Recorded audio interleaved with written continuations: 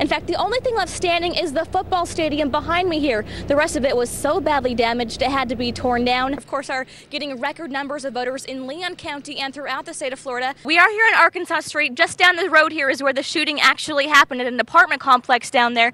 Topping our broadcast, some breaking news out of the Leon County Courthouse. Neighbors worried the fire could have spread because the trees are so dry. They came up with an emergency drought operations plan. They hope to have that in place in the next few months. Show us what we have down here.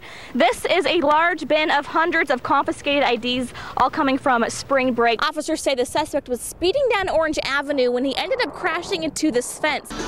It's one of those things you have to see to believe. Yes, she's real. Come back and see me again. And yes, she's draped in a string of Christmas lights and plugged in. They call me the light man until they hear my voice. 51-year-old Candy Strand is stepping to the beat of all your holiday favorites and sharing her newfound talent with whomever just so happens to drive by. Merry Christmas. Definitely the first time seeing that. That's pretty wild. What is she doing? Candy's neighborhood is all decked out, every tree limb and rooftop covered in lights. People come in tour buses and horse-drawn carriages to see this place, and candy is an unexpected perk.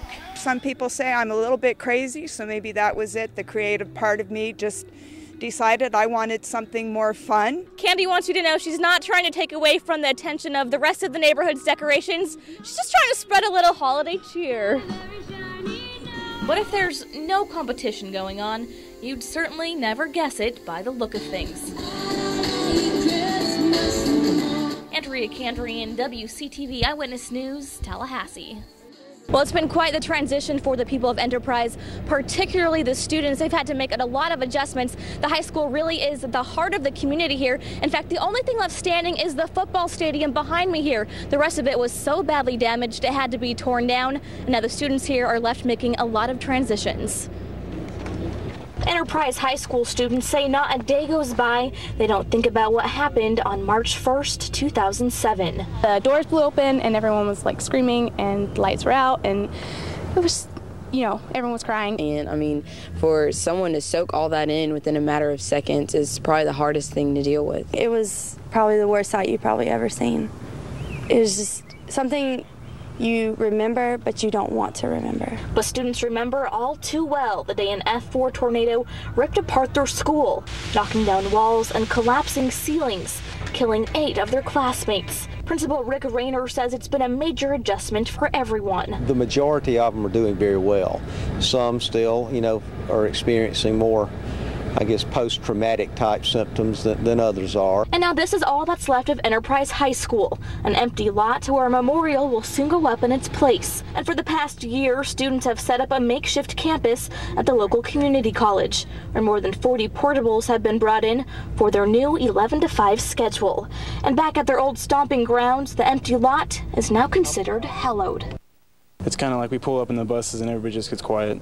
No one talks. Some of your best friends aren't going to be graduating with you, aren't going to be standing by your side laughing with you, going to prom, you know, doing all the fun things that you're doing. You kind of feel bad that they're not there to do it with you.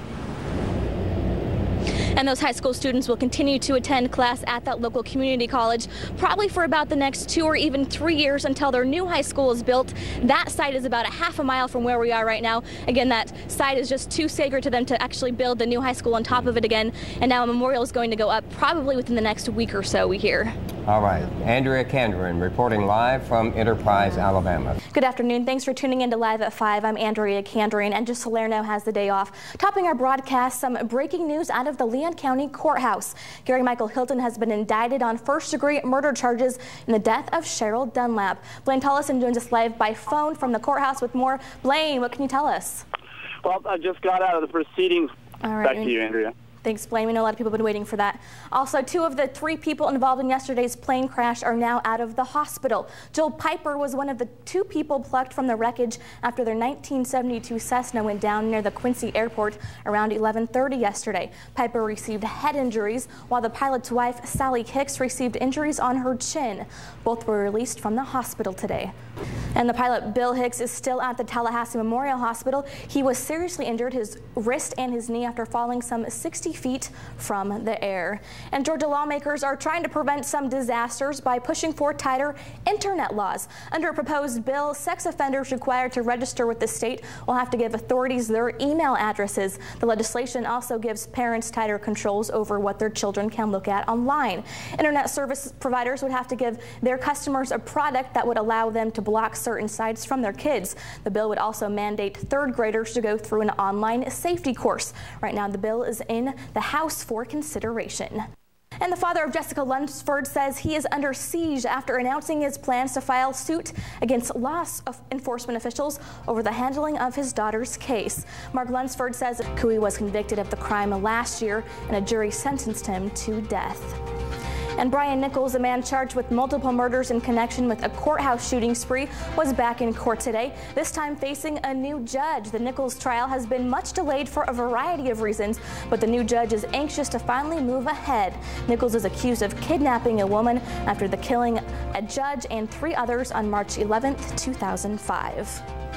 And Tallahassee and Leon County leaders met today to talk about the future of the Joint Dispatch Center. The center's been in the works now for years, but it got put on hold until January's election on Amendment 1. Today, the Public Safety Communications Board met to discuss how to pay for it. The project is expected to cost millions, but with budget cuts, there's not a whole lot of money for it. And the center is planned to go up near Tom Brown Park. Now the board says it's just a matter of when and how fast it'll get built. The group plans to meet again in May after Florida's legislative session.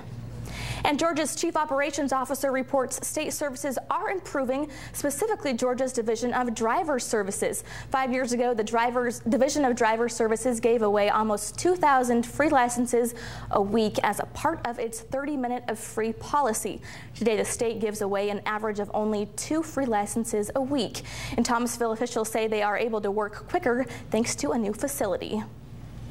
And the Georgia Department of Driver Services reports in December, Thomasville was able to serve almost 2,000 people in a little over 6 minutes each. And now it's time to go to the newsroom to talk to Lee Gordon to find out what's coming up at 5:30. I have your details. We'll see you again at 5:30, Andrea.